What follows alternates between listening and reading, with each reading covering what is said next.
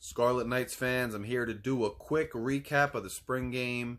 I know the first thing on everybody's mind is the quarterback competition. So what happened? What did we see?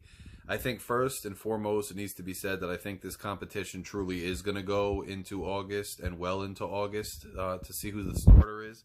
I think it's pretty obvious what we saw out there. I think Gavin Wimsatt looks much improved.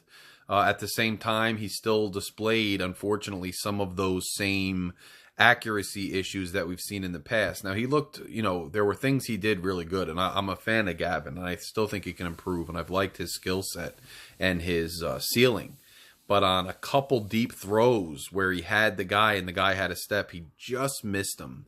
And he missed a couple guys and other, passes as well. I thought he did have some nice passes, however. Finished just around 50%. I thought Gavin looked really good with his legs. I know, it was hard to gauge in the spring game because there's not a lot of contact. But I thought that Gavin, on the long touchdown run, no one was near him. He was going to burn everybody on that run. And you got to admit that the kid's got a heck of a set of wheels on him. Ethan Kaliakmanis comes in, threw the ball well. Had a couple throws that I didn't think were great. A drop pick six early.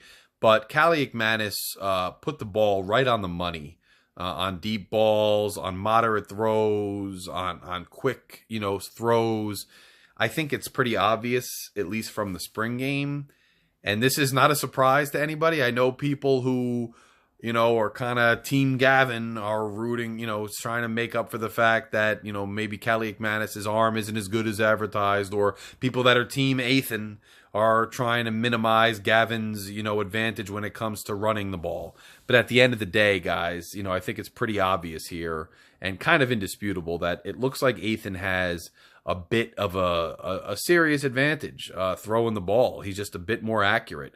I don't know if his arm is stronger, but I don't think it matters because Gavin's arm could be as strong as you want, but if he can't connect deep, it doesn't matter how far he could throw it. I think Kaliakmanis had some really nice balls at all three levels of the field.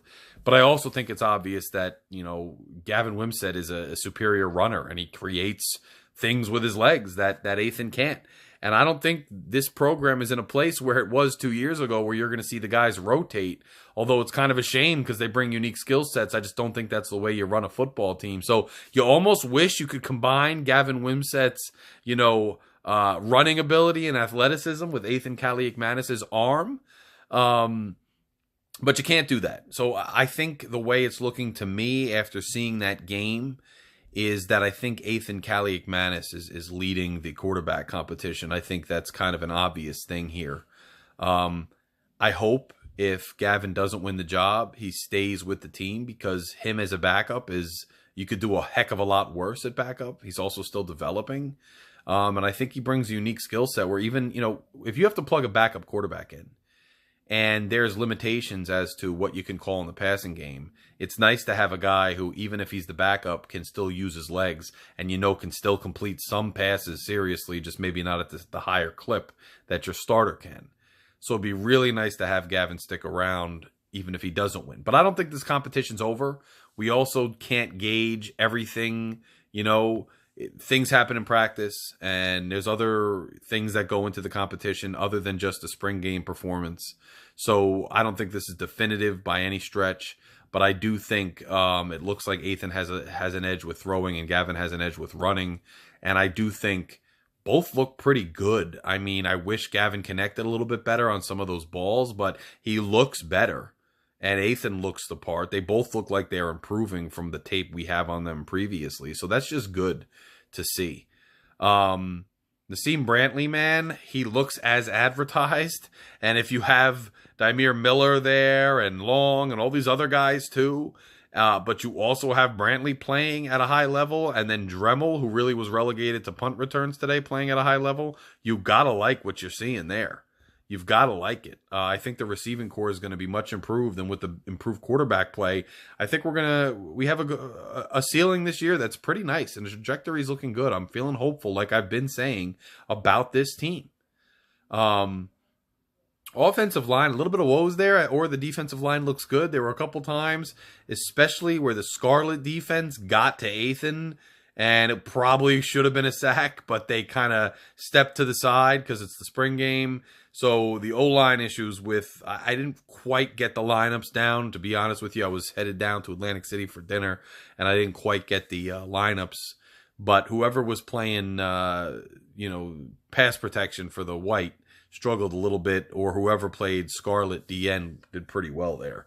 So that's something to clean up. Offense does look a bit ahead of the defense in a couple aspects, which is what we've heard from reports. So that's not a total surprise there. Fletcher looked pretty good at tight end. Caught a decent pass there from Athan. I thought he showed what he can do on the offensive side of the ball, which I think bodes well, because if you have an actual weapon at tight end, it just adds a dynamic to what you could do.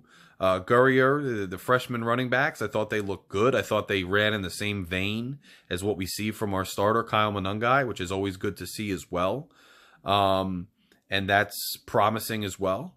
So, if Schiano's starting to say you got guys in the pipeline, right? You're starting to see that pipeline develop now. You're starting to see the guys with the same skill set, same cultural type approach, same stylistic approach, even with their, bit of nuance differences. Really, you see the depth on this team with that same culture, with that same style, and that's that pipeline that Schiano has been telling us about. You're starting to see it. Dare I say this looks like a pretty, balanced, complete, deeper football team. Maybe the best we've seen in years. It doesn't mean it's going to be some breakthrough, miracle, awesome season, but it does mean, that we can get a little bit excited. But whoever wins the quarterback competition, I think we're going to be in good shape compared to last year. I do think Athan has the edge, but we'll let it play out and we'll see. It sounds like it was a good spring. I haven't listened to Schiano's press conference yet, so I'm going to do that, and then I'll have another video up in the next couple days about that. And stay tuned on the basketball recruiting as well, guys. If you have not subscribed yet, please click that subscribe button. I'll wait while you do it. I'm waiting. Just click it. It's right there. Thank you, because we're trying to get to 500 subscribers by the start of the season. It's a modest goal. I have other channels with other subjects where we're higher, but Rutgers is not there yet. We're trying to get there. I'm trying to give you guys content. I know after something like a spring game, you want to get as much commentary, as much feedback, as much discussion on the Scarlet Knights as you possibly can. I'm here to do that for you. Help the channel continue to grow. And until then, Larry K is out, and go Knights.